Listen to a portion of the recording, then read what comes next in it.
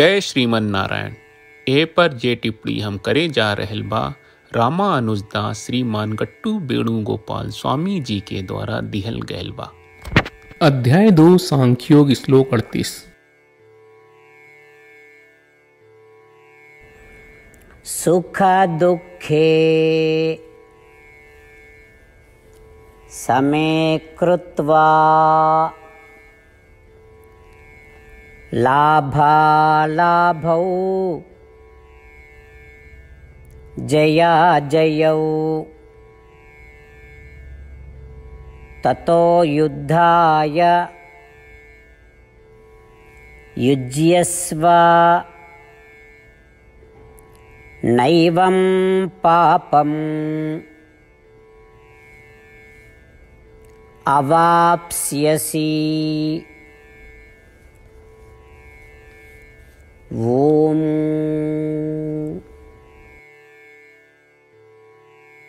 गीताचार्य श्री कृष्ण परमात्मा अर्जुन समेत हमनी सबके आत्मविद्या सिखा रहल बानी।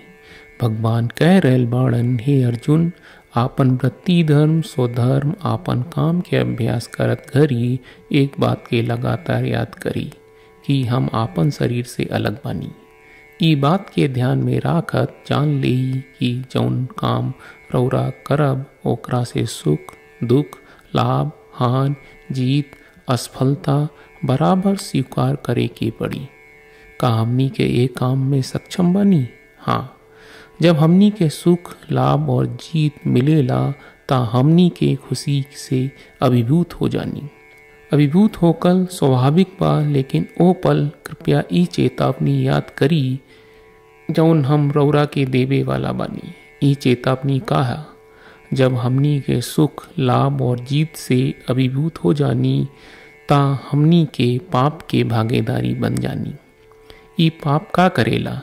ई आपके जीवन के लक्ष्य खातिर बाधा बन जाई जौन मोक्ष होला। जब ऐसन होला ता हमनी के जन्म मरण के चक्र में रहनी।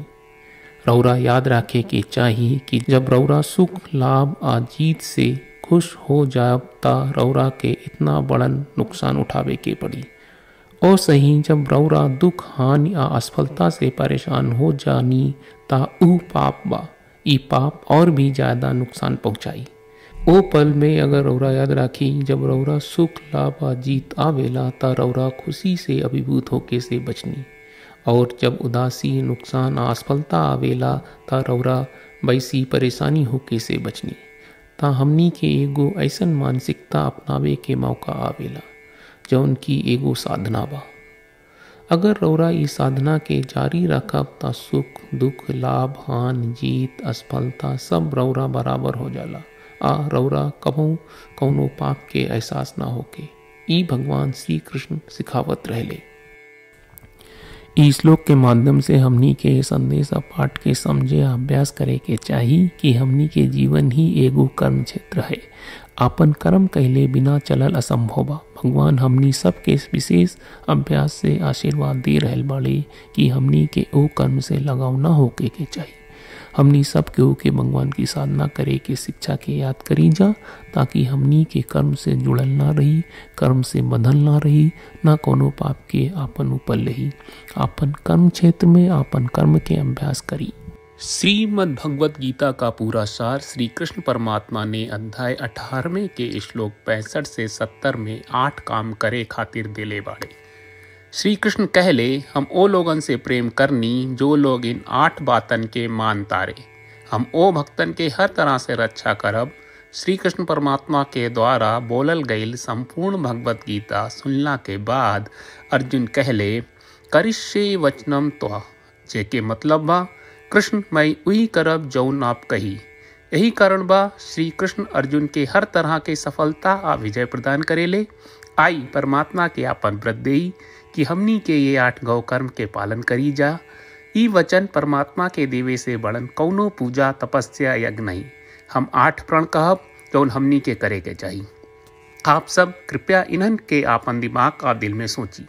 श्री कृष्ण के आपन वचन देवे के ई तरीका में हमनी सबकी कल्पना करे के चाहिए कि श्री कृष्ण का चेहरा खुशी से चमकत बा और खुशी के एहसास करत बा। जय श्रीमन नारायण। यहाँ हमनी के 8 वादा बा।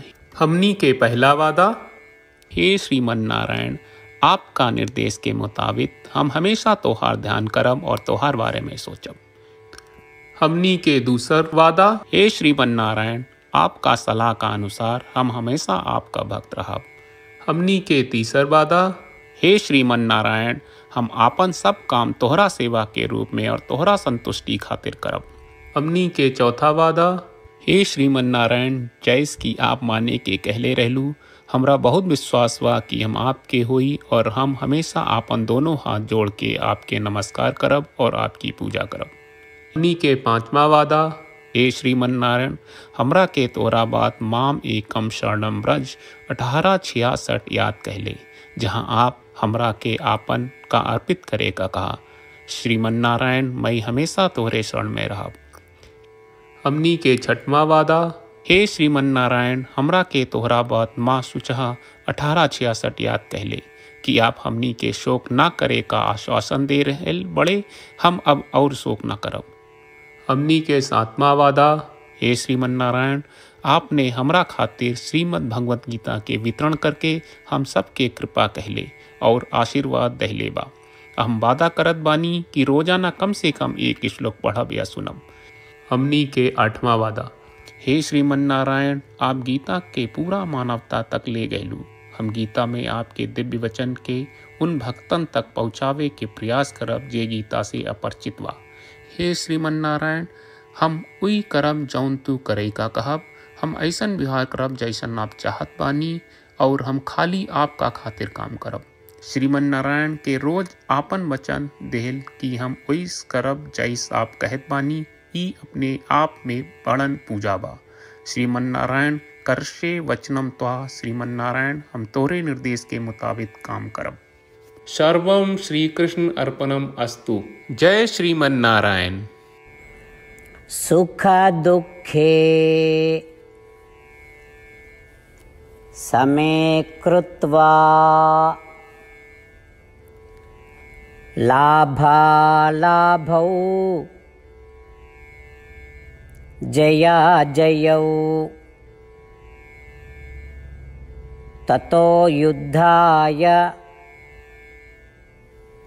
युज्यस्व नैवं पापम् अवाप्स्यसि।